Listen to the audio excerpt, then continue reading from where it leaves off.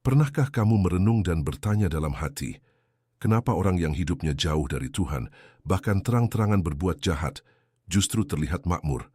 Mereka punya kekayaan, kekuasaan, hidup enak, sehat, dan seolah-olah tidak pernah kekurangan. Sementara itu, orang-orang yang hidup benar, jujur, setia melayani Tuhan, menjaga kekudusan, justru hidup dalam penderitaan. Ada yang sakit-sakitan, miskin, dicemooh, bahkan ditinggalkan. Apakah Tuhan tidak adil? Pertanyaan ini bukan hanya muncul di zaman kita. Ratusan tahun lalu Asaf, seorang penyembah Tuhan, mengalaminya juga.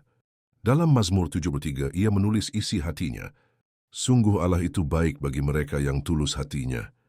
Tetapi aku sedikit lagi kakiku terpeleset karena aku cemburu melihat kemujuran orang fasik."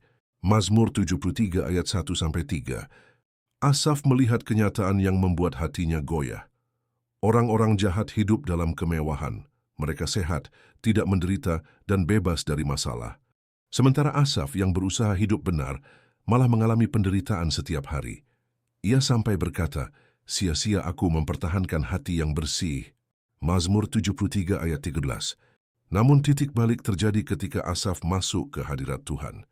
Di sanalah pandangannya berubah, sampai aku masuk ke dalam tempat kudus Allah dan memperhatikan kesudahan mereka. Mazmur 73 ayat 17. Ia menyadari satu hal, keberhasilan orang jahat hanyalah sementara.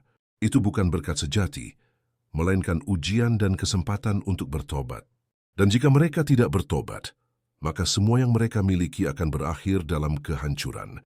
Sesungguhnya di tempat-tempat licin, kau taruh mereka, kau jatuhkan mereka sehingga hancur. Mazmur 73 ayat 18. Sementara penderitaan orang benar tidak pernah sia-sia. Tuhan sedang memurnikan mereka, membentuk mereka, dan menyiapkan mahkota kekekalan.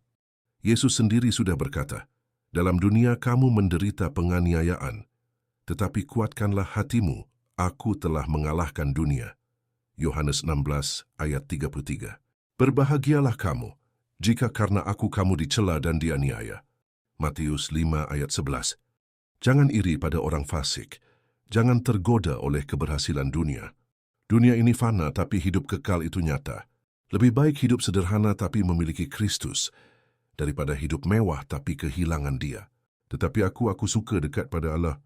Aku menaruh tempat perlindunganku pada Tuhan, supaya dapat menceritakan segala pekerjaannya. Mazmur 73 ayat 28. Hari ini, mari kita tetap setia, tetap percaya, tetap hidup benar. Karena kita tidak hidup untuk dunia ini.